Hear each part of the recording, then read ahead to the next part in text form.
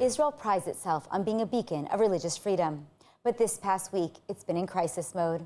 A Christian visa controversy sparked diplomatic outrage. A historic church in Taybeh was attacked. 3 civilians were killed when IDF fire struck Gaza's only Catholic church. And in Jerusalem, some Christian clergy say they continue to face harassment. Condemnation is growing. Has Israel jeopardized one of its most important relationships? I'm Maayan Hoffman, and this is Insider. Joining me today are Olga Deutsch, Vice President of NGO Monitor, and Gedaliah Blum, co-founder of the Heartland Initiative. Let's get started. So I want to start by talking about this visa crisis. People have probably read about it. There was a big escalation between the Interior Minister or the Interior Ministry and U.S. Ambassador to Israel, Mike Huckabee. Public letters went out, really shedding some light on the fact that some Christian tourists and clergy were struggling to get into the country. Bureaucratic nightmare. Of course, as we speak today, the visa crisis, according to Huckabee, released this morning, has been solved. Nonetheless, this has all been out to the world. Olga, when something like this happens, there are 80 to 100 million evangelicals in the United States alone, probably our closest supporters of Israel. What does this do to that relationship? Well, there's no one answer to that. That's my first answer to everything, right? I think it's important to look at this on 3 parallel tracks. Number one is how did Ambassador Huckabee react and what that sparked?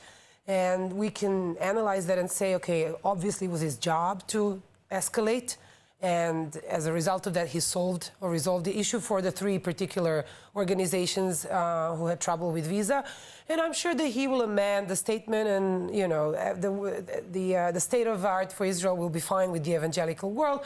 Let's not forget that that's a huge electoral base for Trump's administration and President Trump, whose Huckabee is a very close supporter and ally who he sent here. The second track is to look at the broader picture. Like, okay, why do we obsess about this, but we don't see all of them jumping over, not on similar issues, but horrific images from Syria and what is going on against the religious Druze community there. And then we can talk about disproportional focus, etc. Although I would take that with a reserve, we are a democratic state as opposed to Syria. So I think it's not unwarranted to have that conversation. But the third track, and I think the most problematic for us, is the internal Israeli track. And I don't know how many of your viewers know that actually Israeli government amended its visa regime for foreigners, for asking for humanitarian visas, permanent visas, which basically applies for all these NGOs that arrive here for longer periods, employ people, bring delegations in December last year. They tightened the regulations and targeting basically Christian groups, but not the evangelical Zionist groups, rather the ones that are exactly the opposite. So we have groups like Yapid working closely with the World Council of Churches, who for years have been demonstrating on checkpoints, taking photos of IDF soldiers and so on. So if you look at the regulations that were amended, you'll see language like visa will not be granted for someone who doesn't recognize Israel's right to exist, who incites against racism, who calls for violence or works with, supports BDS and so on. Somewhere in between these is probably just a bureaucratical glitch, which someone at the ministry should have Right, what I was preempted. understanding was that really it was some middle management and somebody was making some bad decisions, and this really came down to a technical issue. But the reality is, I think when you look at what was going on, that there is a question mark that comes up also in terms of, obviously, as you mentioned, the evangelical Christians are a big Trump constituency, but it seems to me that in the last few months, it is looking a lot like Trump and Huckabee are kind of controlling what's going on here. I mean, this is a hot button issue with all the things going on, Christians, and the fact that Huckabee would go so far as to say, we will not allow visas potentially to Israelis, or this could cause some diplomatic firestorming. What is going on? So, I mean, first and foremost, Israel's a sovereign state. We have our own rules. We have to make sure who comes in, who comes out. We have a doorman, that's the Ministry of the Interior, and they have, obviously, a framework that they work in. And let's not say that all Christians are our friends, as you mentioned before. Not only that, but we have the missionary side to it, which is against Israeli law. So we don't want to have large groups of missionaries coming in for Christians, whether or not they're pro-Israel or not. We have every right to say yes or no. The biggest issue that I find is this. Ambassador Mike Huckabee, whom I respect to the highest levels. I met him many times before. I know his team Again, I respect him very much. But I also know that he has a boss. And his boss is President Trump, who he answers directly to. Which means something didn't smell right for me when Ambassador Huckabee came out publicly talking about this visa issue instead of doing it through quiet diplomacy, which they don't would do be normal. anything quietly. Well, they say the letters were leaked and that they think they were leaked from his office. Exactly. What, that it was leaked from his office, Yeah, that he had a problem? No, he made a public statement. Well, he made the statement after the letters were leaked. The letters came out, public, report was made, and then Huckabee made an post about it. This for me was way out of character, which was a big red flag. And I'm sitting back, what's going on? And I know we're going to talk about other issues that are going on as far as the church and Taybeh and all these other issues. And I'm thinking, what did we do recently that would create some sort of punishment from the Trump administration? That would upset them, yeah. And it was Syria. Us going into Syria and protecting the Druze. By doing so, exposed the fact that Trump stood on the world stage with al-Jawlani in a suit, saying that we're going to turn over a new leaf, and we're going to end the sanctions, and we're going to have normalization, and we're going to bring them into the Abraham Accords. And all of a sudden, here comes crazy Bibi Netanyahu saving our Druze brothers and sisters, and kind of like disrupting this whole situation. So I'm thinking maybe this is it. And by the way, this is why I think it might be it, because this situation with the visas and the other instances that we'll talk about with Ambassador Huckabee are out of character.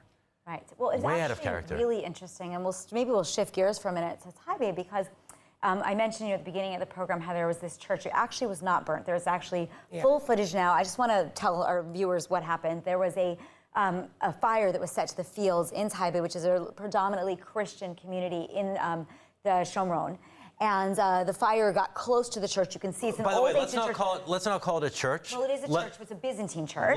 Let's call it a Byzantine church. Right. That is an archaeological site. Correct. Because most people who hear there was a church, they think of a wooden building with a cross, and all of a sudden this fire came in and it burned it all down. 100%. And by the way, it didn't burn the church, but it also is not an active church. It's an older church. It's an archaeological site, but it is in a predominantly Christian, community.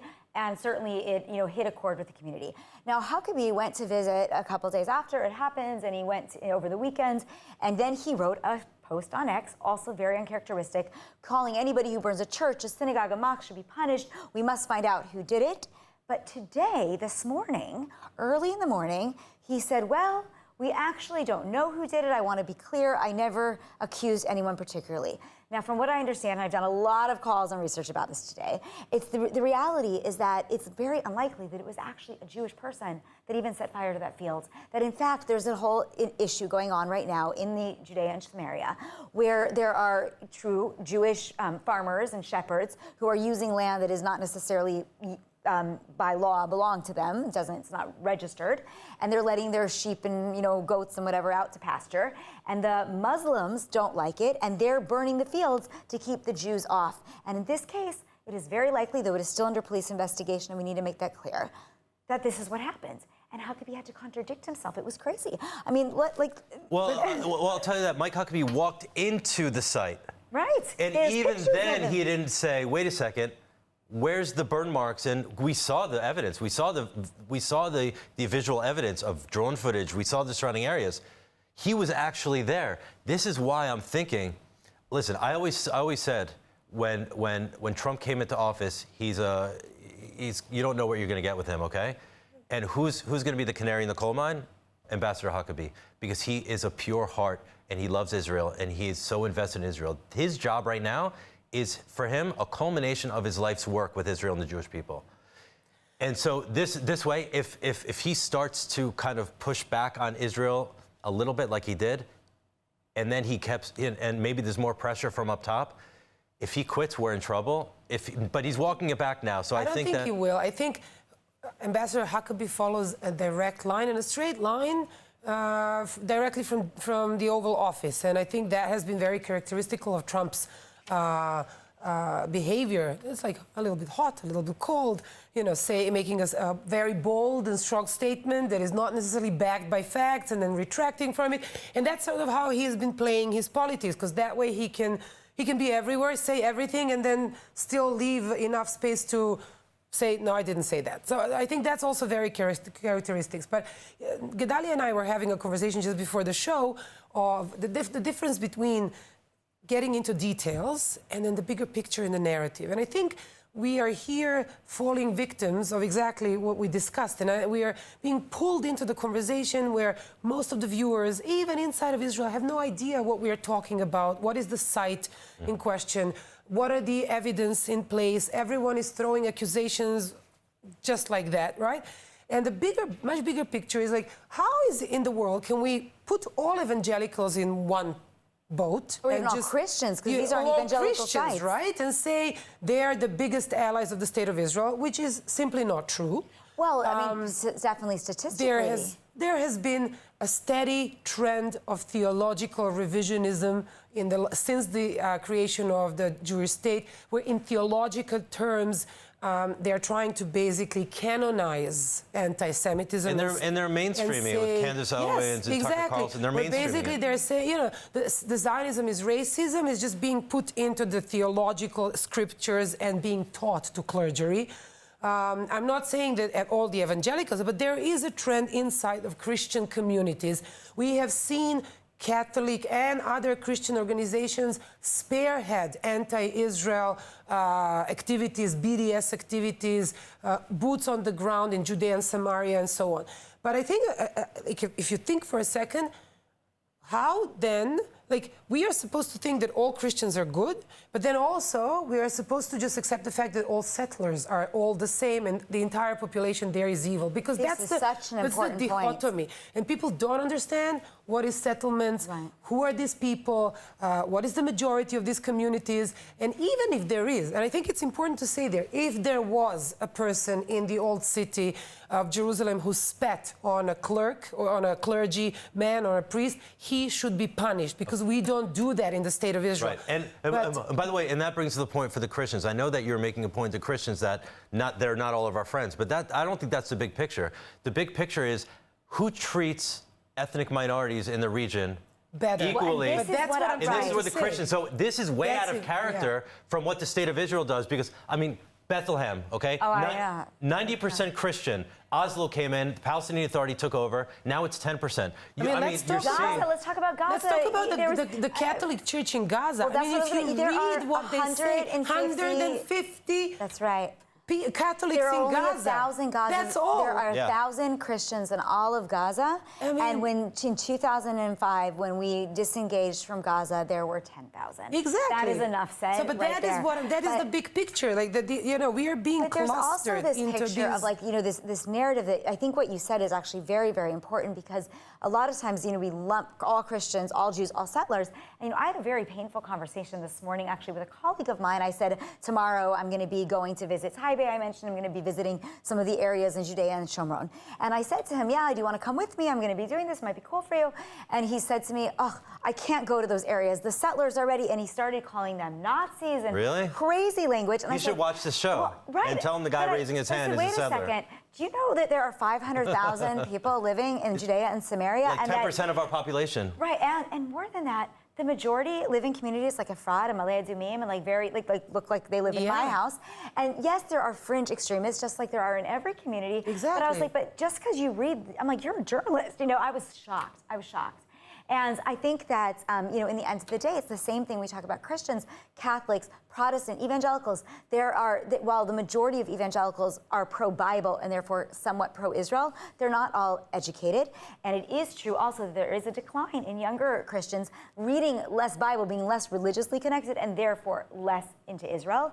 But by and large, the majority of evangelicals, which is the largest but only one segment of Christians, are still pro-Israel.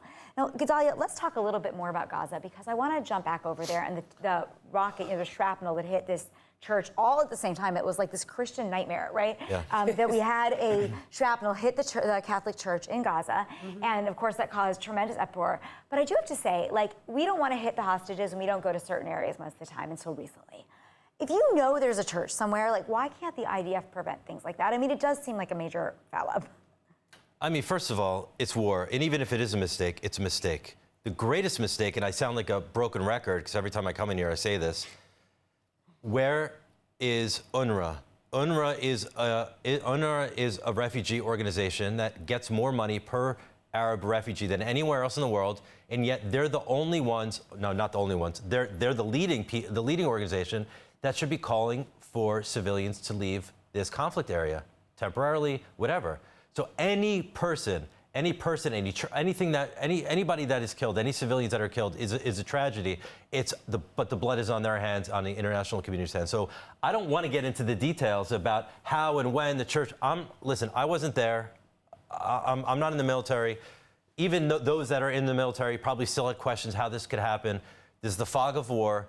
It's disgusting. It's ugly. This is why the civilians need to leave Gaza. But it's also why we do need to be more careful, because we do know that the international community is looking down on us so closely. They're scrutinizing. But we're so far beyond that. We're so far beyond that. But Listen, I just feel like, why hit a church? I don't see the contradiction between matter. the two. It doesn't take away from the legitimacy of our war to say we are really sorry. This shouldn't have happened. We are investigating, and by the way, that's exactly what IDF said.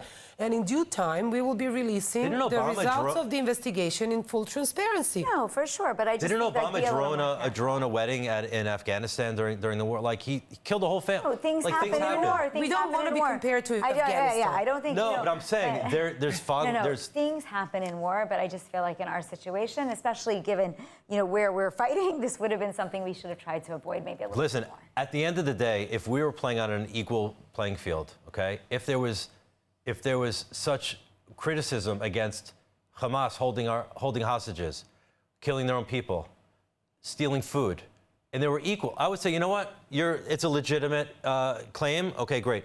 But if it's all one side, now we have 25 nations around the world signing to call for a ceasefire, leaving Hamas and Maayan, I think we have bigger issues in Gaza than the Catholic Church, and I say this with regret to what happened. 100%. I just think it's like a diplomatic nightmare when all these things happen together. But that's why I think it's just another something to add to the diplomatic nightmare. As Gedaliah says, we have 25 states who are calling for ceasefire, which basically, you can read it, are condemning Israel. We have a full-blown international campaign led by UNRWA and other UN agencies and other major humanitarian organizations completely destroying the Gaza Humanitarian Foundation, which is the only one right now, not only the only one providing humanitarian aid, but also the only one that both the US and Israel government continue to work with, and was supposed to be, I guess, some sort of a plan for the civilian issue now and after the ceasefire.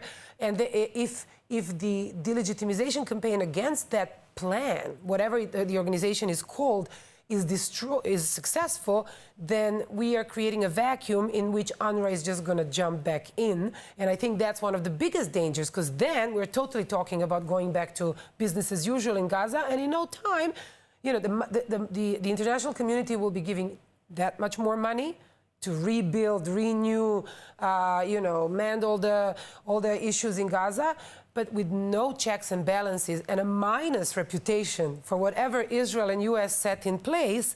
I think we have much bigger issues than the bombing, mistaken or not, of the Catholic Church in Gaza. And when it comes down to what we need to do, we're talking about the big picture. The masks are off, as we were discussing earlier. The masks are off. So why are we continuing to placate? To not, I don't even know what the word is. I feel like we're always bending over backwards. Are we doing the right thing? We're always going into details and responding. The masks are off, and we need to understand that we are fighting not only a war against Hamas, we're fighting a narrative war. The narrative is used to weaponize a war against us. Here's my question for us. As we're talking about Christians today, fighting a narrative war. We're a small country. We're a small people. We don't have very many Jews.